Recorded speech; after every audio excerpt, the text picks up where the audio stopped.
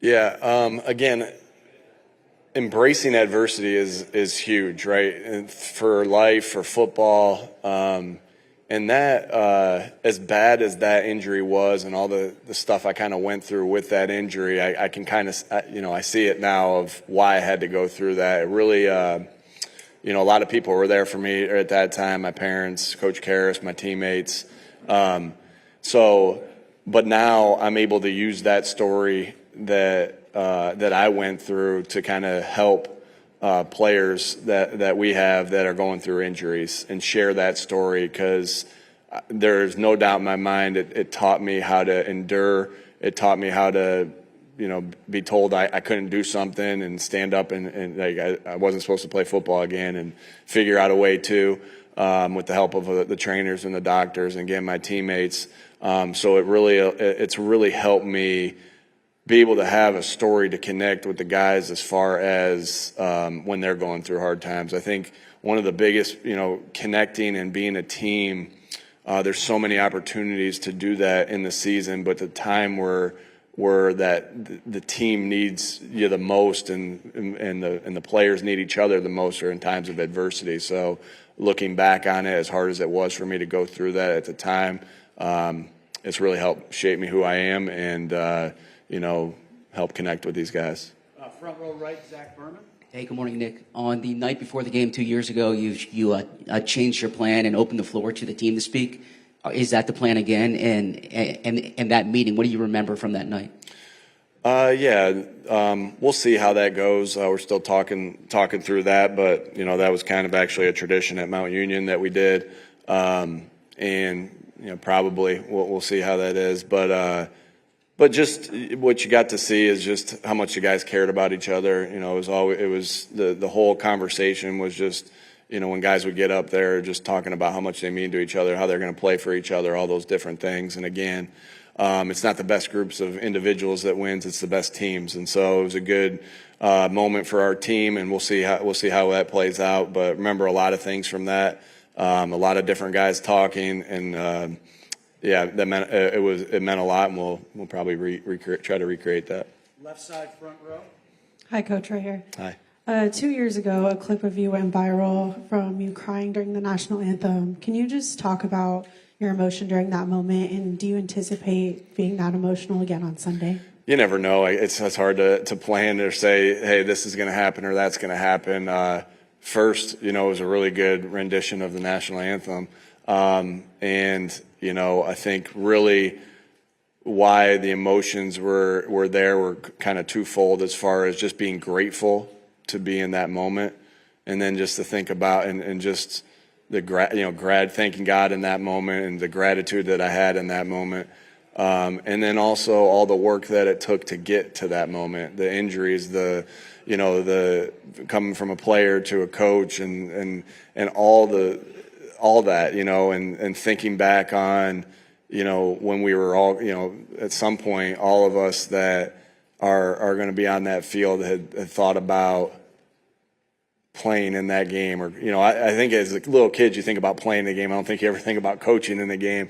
But I grew up with my dad as a coach, so maybe I did a little bit, but it was more about playing in the game and just being in that moment of something that you thought about your entire life and fantasized about your entire life, for that to become true. It's a grateful moment. Center aisle, second row, gentlemen. Coach, you got a good chunk of guys on this team who are Georgia Bulldogs. They've been very key and vital to this defense. Most specifically, Jalen Carter, Jordan Davis, Nakobe, and Nolan. Can you just talk about those group of guys from Georgia and what they mean to this team in defense? Yeah, Keely's done a lot of good things too, and has really been huge for our special teams. Obviously their talent speaks for themselves, but they also have they've been playing together for multiple years, the couple years that they've been here together, and then all the years that they had on those great defenses and teams that they had in Georgia under Coach Smart. So you have this connection and of on and off the field that's huge. Like, there is a when we drafted Nolan Smith, I remember how excited he was, and one of the first people that he embraced with was Nakobe, who was at his draft day party. So that's so cool, because these guys, again, when you have a relationship with the guys, and the guys have a relationship with each other, they'll go a little bit harder because they got a little bit more on the line, and because they don't want to let each other down. And I think that's a big part of it. And some of those friendships that we have on this team are developed, through the year or through the couple years that they've been playing here, but their bond goes back. And I think that's important, and I think that's a huge deal. And, they can fly around and make plays. They're tough. Coach Smart and his staff have done such a good job of getting good players there and developing them, and then we just try to continue to do the same thing. And so love those guys, a big part of why we're here today. Far left, Jeff McClain. Nick, a two-parter. You're one of the more aggressive coaches in the NFL in terms of fourth downs, plus 50 on two-point conversions. Does the Super Bowl and going up against an offense and Patrick Mahomes call for more aggressiveness? And in terms of OT decision-making, does anything from last year influence how you're going to approach that? As far as your second part of the question, the overtime, I mean, we've thought about that, going back to last year, you get ready for that. And so, you think about what you're going to do in those scenarios. Obviously, I won't sit here and say, here's what we'll do in an overtime scenario. But we've been thinking about that since the new rule has come up. And we have our plans and our thoughts for that. As far as the other option, every game's a little bit different. There's different factors that go into how you play the game. The flow of the game plays into it. There's so many things that play into it as far as your decision making in game. And so everything will be accounted for, just like as far as the overtime, and just like we do each and every week. Everything's accounted for. Who you're playing against, who you're playing against offensively, who you're playing against defensively. The plays that you have, the players that you have. The analytic charts, all those different things play into it, and we'll see how the game unfolds. All right, right side, outside, Brooks. Nick, I want to ask you about what you've learned about offensive staff transitions. You've done it a couple of different ways: an internal promotion and then an external one. In terms of reaching for success in the system, does it require an external voice as you build, or what have you learned about those two transitions in terms of how you operate? Yeah, every situation is different. You kind of think about the first one too. Like Brian was internal, Kellen was external, but still had a relationship with him and knew him from other things. Shane was internal, if you want to go back to that, right? Even though we weren't together prior to it, was coming in together. So every situation's a little bit different. You try to learn from every experience that you have. We're not really thinking about anything like that right now. We're thinking and focused about winning this football game. And that's all our thought and focus is on right at this particular moment. All right, left side, third row, far left. What are your recollections of your very first conversations as a staff on the push play and the way you were going to approach the quarterback sneak? Who sort of threw it out there? Was it based on any particular thing? And the first reaction, was it, we know we're really onto something here, or is it more skeptical, like, let's just see how this goes? Before I got here to Philadelphia, and I was with Coach Wright in Indianapolis, Jacoby Brissett was really good at the push play, or at the quarterback sneak, was really good at it. And, the reason we tapped into that with Jacoby was because all the success that Frank had here with Carson Wentz, because they were really successful at it prior, in the 17, 18, 19 season with Carson of the quarterback sneak. And then, fast forward to when we're here, if you look back in 2021, as we watch some of our tape from 2021, as we study our Chiefs game from 2021, there's third down situations where it looks a little odd because we're not in that formation or in the push play or in the quarterback sneak. And it's just something that develops over time, and you start adding layers to it. You start adding complements to it, where the defense has to make sure that they're playing it honest. And so it's just something that's developed over time. But dates back to, again, 17, 18. Coach Stout is so good at teaching that, and we have some really, again, you don't run the play either unless you have the guys to run the play. I think someone told me that it's always a topic for conversation. Should this play be banned or anything like that? But there's not the success that we have is not replicated always throughout the entire league. We saw it last week with the game plan we were studying against that Kansas City did it against Buffalo and stopped them in a critical situation. And so I guess I'm lobbying to never change that rule. Because we're successful at it, but we're successful at it because of the guys that we have up front, and then it keeps layering as you get better and better, and as you get more experience with it, and so truly a group effort of how we've continued to develop at this play and have the success that we have at this play. But Cam Jurgens, Landon Dickerson, Jordan Mailata, Makai. Lane, Jalen, they got a lot of. That's why it's being successful at the end of the day. We're successful at it because those guys know how to do it and make it work. Aisle, right side, third row.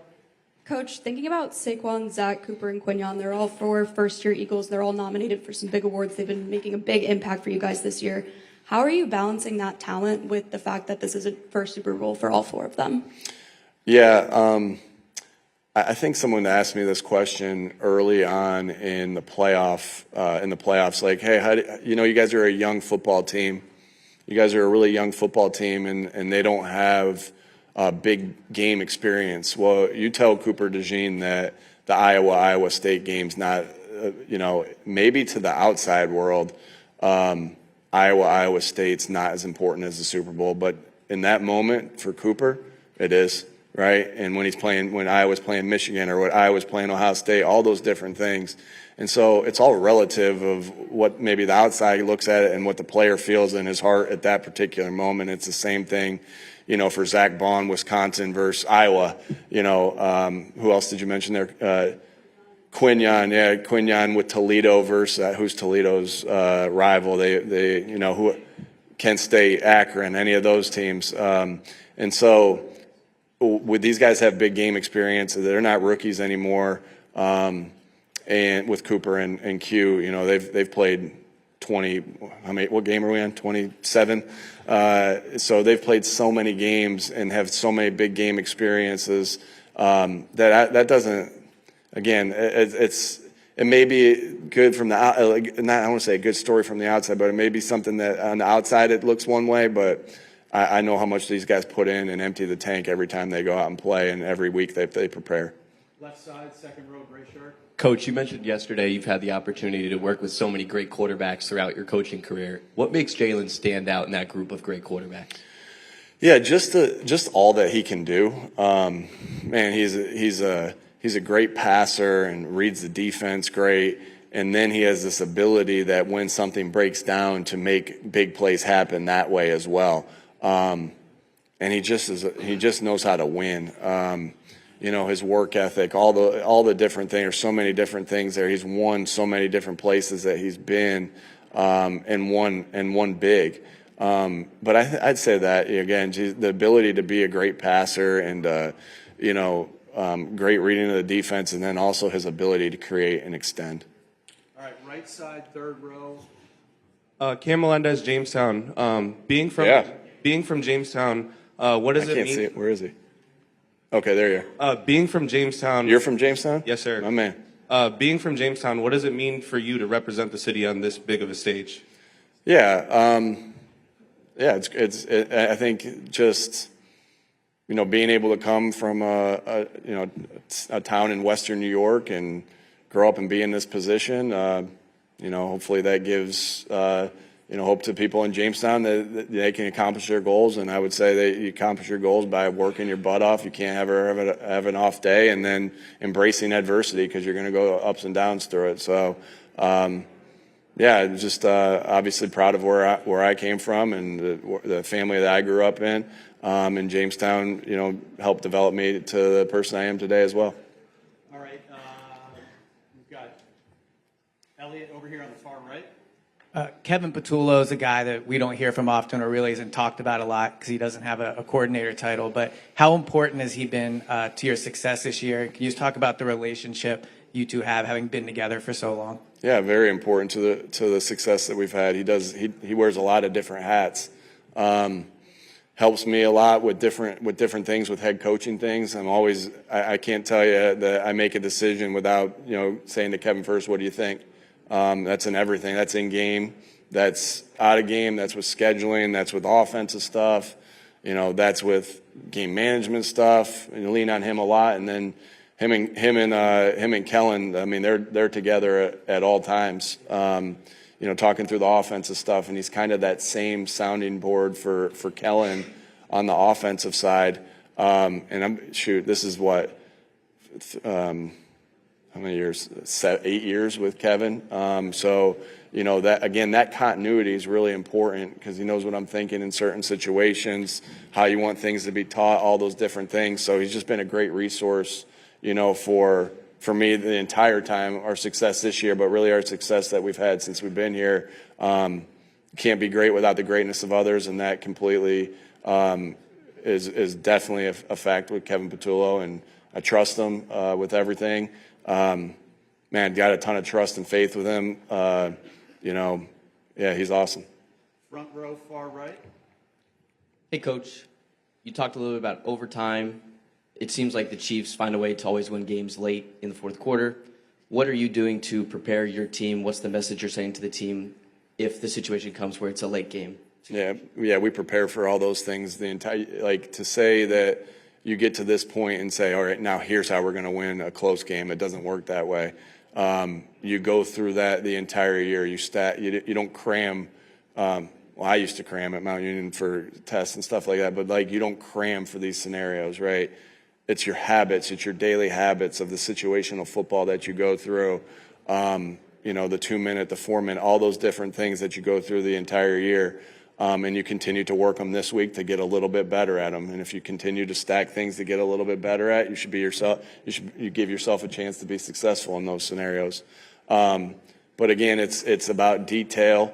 One of my favorite quotes that I have in my office is victory favors a team making the fewest mistakes, which is an old Bobby Knight had it in his office, and that's how we think. We think about that with our situational football. We think about that with our fundamentals, and that's something that we've been preparing for from OTAs to training camp to the regular season to postseason to, we were working on that stuff yesterday. So, obviously they're really good at that. They're, when you watch their tape, got a lot of respect for their coaches because you can see how detailed they are. The Chiefs are in all those areas as well.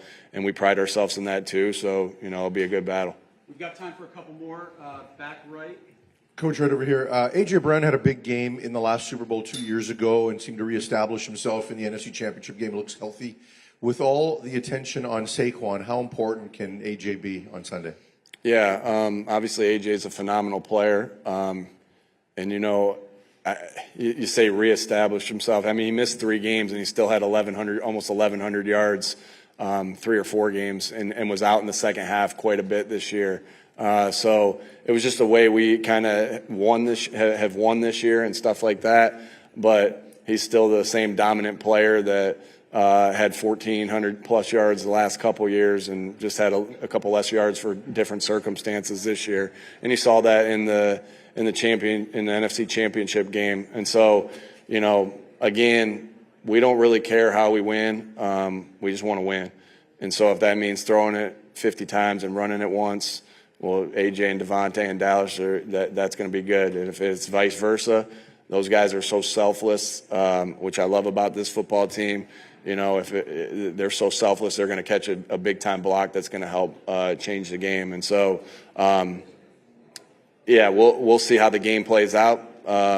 You can't really tell that until you get into the game and see the flow of the game. But, I got a lot of faith in him that, of what he can do, and Jalen delivering the ball to him, got a ton of faith in that operation. Two of the best players right there in the world with Jalen and with AJ. So we got good options there. We got time for 2 more. Right side, out on the side. Hey, Coach, Jim Alexander with Real Talker. You faced scrutiny in your opening presser when you were introduced as the Eagles coach. Recently, we saw Liam Cohen with the Duval thing. What was your reaction to it, and how do you feel about coaches kind of getting viral and getting scrutinized for sort of these opening pressers? At the end of the day, we'll be scrutinized for wins and losses. I know that, and so really that to me is, whatever, but